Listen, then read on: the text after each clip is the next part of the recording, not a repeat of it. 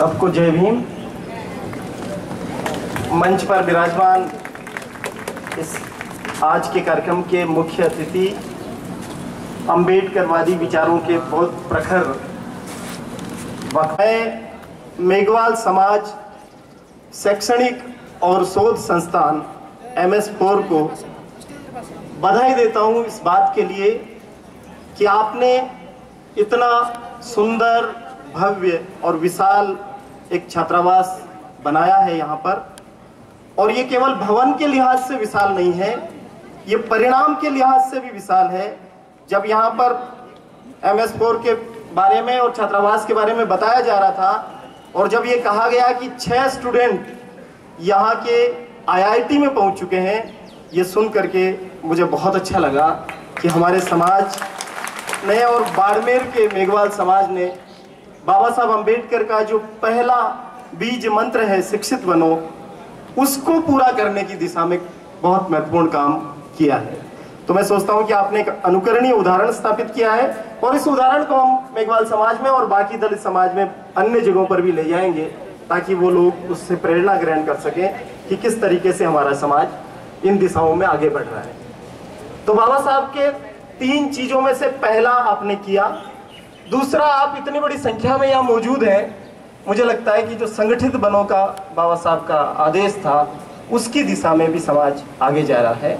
और तीसरा, जिस तरीके के संघर्ष पिछले 1 दशक से बाड़मेर में चलते हैं, और मैं कई सारे आंदोलनों का हिस्सा होने के लिए आया हूँ, मंगलाराम जी का जब मामला था तब भी और कई सारी चीज़ों में, तो उससे ये लगता है कि समाज संघर्ष के लिए भी तैयार है। तो शिक्षित बनो, संगठित रहो और संघर्ष करो का जो बाबा साहब का मूल आदेश है, मूल मंत्र है, उसकी दिशा में बाड़मेर का मेघवाल समाज जा रहा है। ये बहुत बढ़िया बात है और इस चीज़ के लिए मैं आपको बहुत बहुत बधाई देता हूँ। मित्रों, मैं इस कार्यक्रम में इसलिए आया कि दिलीप मंडल जी का नाम आयोजकों ने मुझे बताया कि मंडल साहब आ रहे हैं, और मंडल साहब को अब तक हम फेसबुक पे ही देखते थे। वैसे भी आजकल ज़्यादातर रिश्ते फेसबुक पर हैं, फेस टू फेस कम है, लेकिन मैंने सोचा ये फेस टू फेस का रिश्ता बनेगा यहाँ पर, तो मैंने कहा आना ही है। और दूसरा, उनको सुनना भी बहुत आवश्यक था। जिस प्रखर अंदाज में दिलीप मंडल आज लिखते हैं, और आप अगर उनकी फेसबुक वॉल देखेंगे तो हजारों लोग उसको पसंद करते हैं, सैकड़ों लोग उसको शेयर करते हैं, और जो लोग हैं सामने के, वो मंडल जी के अंदाज से और मंडल जी के शब्दों से इतने पीड़ित हो जाते हैं कि उनके पास कोई तर्क नहीं है उनकी बात का, इसलिए वो उसमें गालियां लिखते हैं। और इतनी गालियां लिखते हैं कि पता नहीं मंडल जी कौन सी मिट्टी के बने हुए हैं कि ये सहन कर जाते हैं। हम जैसे लोग हैं तो सहन नहीं कर सकते हैं, लेकिन मंडल साहब ने अपने लेखन के जरिए ये स्थापित कर दिया है कि जो अपने आप को सबसे सहिष्णु समाज कहने का दावा करने वाला हिंदू समाज है, वो कितना सहिष्णु है। वो मंडल साहब की बोल देखिएगा, उसमें लिखी हुई गालियां देखिए कि आप कितने सहिष्णु हैं। आप जो सबसे सहिष्णु होने का दावा करते हैं, वाकई आप सहिष्णु हैं या नहीं है। मेरा तो कभी भी इस बात पर सहमति नहीं रही कि ये जो सनातन लोग हैं, ये कभी सहिष्णु समाज रहा। किसी कालखंड, किसी सदी, किसी युग, कहीं पर भी उनकी सहिष्णुता का कोई भी प्रमाण नहीं है। आप देवासुर संग्राम देखिए, वहां जो लोग हार गए उनको उन्होंने विष पिला दिया, उनको राक्षस कहा, दैत्य कहा, दानव कहा, किन्नर कहा, और उनको जंगलों में भागने के लिए मजबूर कर दिया। 5000 साल का जो ज्ञात इतिहास है इस देश का, उसमें कहीं पर भी वो सहिष्णु समाज नहीं है जो आज सबसे ज्यादा सहिष्णुता का दावा करता है। हम उस सहिष्णु समाज से पूछना चाहते हैं कि आप कौन सी सदी में सहिष्णु थे? आपने खांडव वन जलाया तब सहिष्णु थे आपने लंका में आग लगाई तब सहिष्णु थे? शंभुक का सिर काटते वक्त सहिष्णु थे, या एकलव्य से अंगूठा काटते वक्त सहिष्णु थे, या भारत में आजादी की लड़ाई के दौरान दलितों की आजादी और दलितों के 2 मत का अधिकार छीनते वक्त कौन से समय में आप सहिष्णु थे? किसी वक्त में कोई सहिष्णुता इस समाज में नहीं रही। जो लोग कहते हैं कि दया धर्म का मूल है, वो इतने निर्दयी और निर्मम लोग हैं कि उनको आप अगर देखेंगे तो सदियों से वो केवल और केवल जुल्म करना जानते हैं। जुल्म के अलावा उन्होंने हम पर आज तक कुछ भी नहीं किया। तो वो जो जुल्म करने वाला समाज है, वो समाज आज जहां भी हम देख रहे हैं राजस्थान में, और राजस्थान ही नहीं बल्कि पूरे भारत में जहां भी उनको मौका मिल रहा है, जहां भी दलित बहुजन खड़ा होकर के बात करने की कोशिश कर रहा है, वहां उसको वो नीचे गिराने में लगे हुए हैं। और उनको लगता है कि जो लोग हमारी जूते की जगह पर बैठते थे, जो हमारे लिए सदैव नौकर की भांति काम करते थे और जो गुलाम थे, वो लोगों की आज हिम्मत कैसे है कि हमारी बराबरी करने लगे। और जब बराबरी में आप सर उठा करके गरिमा के साथ तरक्की करते हुए आगे बढ़ रहे हैं, तो निश्चित रूप से ये संघर्ष होना अवश्यंभावी है। जहां जहां भी अन्याय और अत्याचार हो रहा है, आप मान के चलिए ये प्रतीक है हमारे जागरण का, ये प्रतीक है हमारी चेतना का। बिना चेतना के, बिना जिस तरीके से हर समाज उठ के खड़ा हो रहा है, उसको दबाने के लिए और ये बोलने की वजह से हमारा जो समाज है वो बोलने की कीमत इस देश में चुका रहा है। और मुझे लगता है कि पहले भी हमने चुकाई है, आज भी हम चुका रहे हैं और भविष्य में भी उस कीमत को चुकाने की हमें तैयारी रखनी चाहिए। मुझे नहीं लगता है कि अन्याय और अत्याचार अभी खत्म होने वाले हैं, ये और बढ़ेंगे जैसे जैसे हम उठ के खड़े होंगे। जब तक हम झुके हुए थे, जब तक यथास्थिति में थे, तब तक उनको लगा कि ये समरस समाज है, ये समरसता वाला समाज है। लेकिन जब आप समानता की तरफ जाते हैं, बराबरी मांगते हैं, जब आप अधिकार मांगते हैं, जब आप संसाधनों पर हक मांगते हैं, तब लड़ाई होना सुनिश्चित है। और ये लड़ाई अभी चल रही है, भविष्य में और गहरी होने की इसकी बहुत संभावना है। तो आप अगर डांगावास देखेंगे, जिसमें बाड़मेर के बहुत सारे साथी उस पूरे आंदोलन का हिस्सा थे, तो डांगावास से लगा करके गेनड़ी जो अभी अभी पाली में हुआ, जहां पर एक दलित युवक गैर खेलते हुए लोगों के बीच में से होकर के गुजर गया और उन्होंने कहा कि हमारे बीच में से होकर के जाने की तुम्हारी हिम्मत कैसे हुई। और उनका एक ही तर्क है कि हमारी गली में घोड़े पर बैठने की तुम्हारी हिम्मत कैसे हुई, हमारे सामने बोलने की तुम्हारी हिम्मत कैसे हुई, हमारा जमीन लेने की तुम्हारी हिम्मत कैसे हुई। वो सारी जगहों पर उनका एक ही चीज है कि तुम्हारी हिम्मत कैसे हुई। तुम अब तक जो हमारे गुलाम थे, हमारे हाली थे, हमारे रहमो करम पे जिंदा थे, ये तुम्हारी ये हिम्मत कैसे हुई कि तुम हमको चुनौती दे सको या हमारी बराबरी में बोल सको। और इसी वजह से ये अन्याय और अत्याचार हो रहे हैं और बहुत विचित्र प्रकार की चीजें इस राजस्थान में हो रही है। और मुझे लगता है कि जो बाड़मेर का अगर हम देखेंगे तो इस समय पूरे भारत में दलितों पर अत्याचार में राजस्थान नंबर 1 पर है और शायद राजस्थान में बाड़मेर नंबर 1 पे है। तो इस तरीके से आप कह सकते हैं कि इस पूरे देश में दलितों पर जो अत्याचार हो रहा है उसमें बाड़मेर अव्वल दर्जे पर है। और ये शर्मनाक बात है सरकारों के लिए भी और जो भी संविधान की हिमायत करने वाले, रक्षा करने वाले लोग, उनके लिए भी, कि किस तरीके की चीजें आज भी हो रही है। एक तरफ अभी ये कहा जा रहा है कि हम बहुत आगे बढ़ गए हैं, आरक्षण की जरूरत नहीं है, लोग खूब, दलितों ने बहुत तरक्की की है, आदिवासियों ने बहुत तरक्की की है। लेकिन दूसरी तरफ आप अगर ग्राउंड की रियलिटी देखें और जो लड़ाइयां चल रही है वो देखें, तो आपको लगेगा कि कहीं पर अगर अच्छा नाम रख रहा है कोई, तो उसकी वजह से उसको मार डाला जा रहा है। आपके पाली जिले में जाडन में चुन्नीलाल मेघवाल ने अपनी बेटी का नाम बाईसा रखा और वहां के सामंतों ने उसको बुला करके कहा तेरी हिम्मत कैसे हुई बाईसा रखने की, क्योंकि बाईसा तो आरक्षित नाम है, वो तुम कैसे रख सकते हो। और उसने कहा मैं रखूंगा। तो उसको वहीं रावड़े पर ही पीट पीट करके खत्म कर दिया गया। इस सदमे में उसकी पत्नी 1 महीने बाद मर गई और जिस बेटी को बाईसा बना करके रखना चाहता था, वो लड़की मानसिक रूप से विक्षिप्त होकर के मेंटल हॉस्पिटल में पहुंच गई।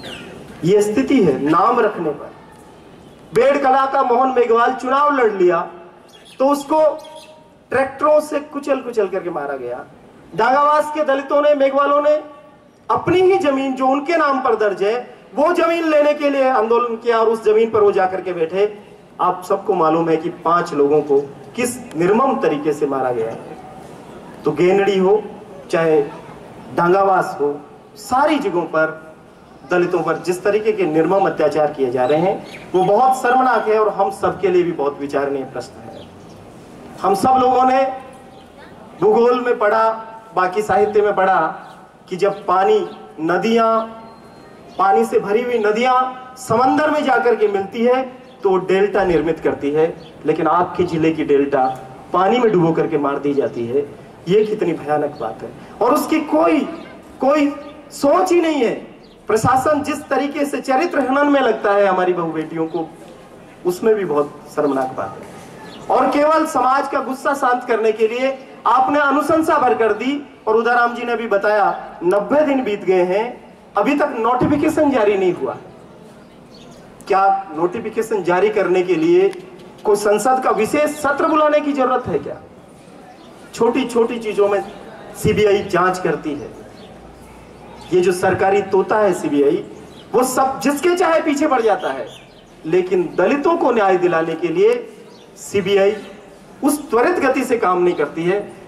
तो मुझे लगता है कि सीबीआई जांच की मांग को तेजी से उठाना पड़ेगा, और आप जब 30 तारीख को ये कर रहे हैं तो हम भी जहां है हम भी कोशिश करेंगे कि हम भी इस संघर्ष में साथ दें, और हम आ सकते हैं तो आकर के भी बात करें। अब हमें इस बात पर भी चर्चा करनी चाहिए कि क्या हमारा जो राजनीतिक लोकतंत्र है, और जो एक तरीके से एक आवरण के रूप में है, इस लोकतंत्र का आवरण है, वो आगे कहां ले जा रहा है हम? क्योंकि सामाजिक और आर्थिक रूप से लोकतंत्र है ही नहीं इस देश में, और उसकी वजह से हम रोज रोज सामाजिक बराबरी की लड़ाइयां लड़ रहे हैं। अगर उदाराम जी और यहाँ की तमाम जो टीम है 10 सालों से रोज उठ करके कहीं अन्याय अत्याचार के खिलाफ उठ के खड़ी होती है, धरना प्रदर्शन करती है, या गेनड़ी में लोग खड़े होते करते हैं, या डांगावास में खड़े होते करते हैं, ये सारी लड़ाई सामाजिक लोकतंत्र की लड़ाई है, सामाजिक बराबरी की लड़ाई है। और एक और चीज जो बची रह गई है वो है आर्थिक समानता की लड़ाई, और उस पर कोई चर्चा नहीं है देश में। या तो राजनीति पे लोग चर्चा करते हैं, या फिर थोड़ी बहुत अन्याय अत्याचार पे चर्चा करते हैं, और उसके बाद हम समाप्त कर देते हैं। लेकिन आर्थिक तंत्र हमारा कुछ भी नहीं है। अगर 25 करोड़, जो कि 40 करोड़ अभी सेंसस में दलित हैं इस देश में, दलित और आदिवासी, मान लीजिए 25 करोड़ लोग उपभोक्ता हैं, और सुबह उठते ही वो 5 रुपए का पेस्ट इस्तेमाल करते हैं, और 125 करोड़ खर्च करते हैं, तो ये 125 करोड़ किसकी जेब में भेज रहे हैं आप? बनिए की जेब में भेज रहे। सुबह से उठ करके शाम तक हम हजारों करोड़ रुपए खर्च करते हैं इस देश के दलित बहुजन, और ये सारा का सारा पैसा हम उन लोगों के पास भेज रहे हैं जो हमारे दुश्मन हैं, जो हमारा गला पकड़े हुए हैं। तो क्या एक आर्थिक वैकल्पिक ढांचा खड़ा नहीं किया जाना चाहिए? उसकी दिशा में सोचना चाहिए, क्योंकि वो स्थिति नहीं है, इसलिए हमारे नेता जाकर के बिक जाते हैं। 35-35 साल तक जो जय भीम का नारा लगाते हैं, शाम को पता चलता है कि वो जय श्री राम वाले हो गए, क्योंकि आर्थिक रूप से इतने कमजोर बिके हुए लोग बिक जाते हैं कई बार। तो हमें अपने समाज का एक आर्थिक ढांचा बनाने की दिशा में काम करना चाहिए। क्या हमारे लोग उद्योग की तरफ जा सकते हैं? परिहार साहब ने किताब लिखी, दलितों बिजनेस की ओर बढ़ो। मैं उनको सलाम करता हूं कि वो लेखन के जरिए वो कर रहे हैं सारी चीजें। आज भी उन्होंने पीछे एक स्टॉल लगा रखा है जहां पर आप खरीद सकते हैं। बहुजनों को, दलितों को बिजनेस में जाना पड़ेगा, नहीं तो नौकरियों का आरक्षण लगभग खत्म है ही नहीं। नौकरियां पीपीपी मोड, संविदा मोड और पता नहीं क्या क्या तरीके से वो सारी नौकरियों को खत्म करते जा रहे हैं। तो अब हमारे पास जीने के लिए क्या है साधन? जीने का साधन यह है कि हम अपना वैकल्पिक अर्थतंत्र खड़ा करें। आज यहाँ कई लोग हैं, सवाई राम जी से लगा कालूराम जी सोनेल और रूपाराम जी धंधे जैसे लोग हैं, जिन्होंने बिजनेस को भी अपना आधार बनाया और उसके जरिए आगे बढ़ रहे हैं। लेकिन ये सब व्यक्तिगत तरीके हैं। व्यक्तिगत तो आप करोड़पति बन रहे हैं, व्यक्तिगत आप कमा रहे हैं और बहुत खुशी की बात है, लेकिन संपूर्ण समाज कैसे एक साथ मिलकर के प्रोग्रेस कर सके, ऐसा एक कलेक्टिव बिजनेस मॉडल आप डेवलप करें। और हम कोशिश करें कि बाड़मेर में जो चीज बने उसको बोकारो में भी लोग खरीदे, और बोकारो में जो बने उसको लोग बाड़मेर में भी बने। भीलवाड़ा में जो चीज बनाई जाए उसको गुजरात में भी लोग खरीदें। ऐसा कोई बिजनेस मॉडल बनाया जा सकता है। हर एक गांव मिलकर के अगर एक फैक्ट्री खोल दें आप और एक चीज बनाइए आप, उस चीज को हम देश भर में बेचेंगे, हमारे लोग खरीदेंगे, हमारे लोग बेचेंगे, हमारे लोग निर्माण करेंगे, तब जा करके हम आर्थिक रूप से मजबूत होंगे, और वो मजबूती हमारी वैचारिक मजबूती को भी आगे ले जाएगी, हमारी राजनीतिक मजबूती को भी आगे ले जाएगी। हमारा आदमी चुनाव लड़ेगा, हम उसको 5 करोड़ रुपया देने की स्थिति में हो तो फिर वो किसी और के लिए नहीं बोलेगा, वो हमारे लिए बोलेगा। तो हमको इस दिशा में भी थोड़ा थोड़ा सोचने की जरूरत है। आपने मुझे बुलाया, बात करने का मौका दिया। मेघवाल समाज शैक्षणिक और शोध संस्थान को MS4, ये DS4 की याद दिलाता है, MS4। तो MS4 को मैं बहुत वंदन करता हूँ, आपको बहुत धन्यवाद देता हूँ कि आपने समाज के सारे लोगों को एकजुट किया, और हम जैसे लोग जो सड़क पर नारे लगाते हैं और चिल्लाते हैं, हमको इस योग्य आपने समझा कि आकर के बोलने का मौका दिया। मैं आपको बहुत बहुत धन्यवाद देता हूँ। जय भारत, जय भीम, जय प्रबुद्ध भारत।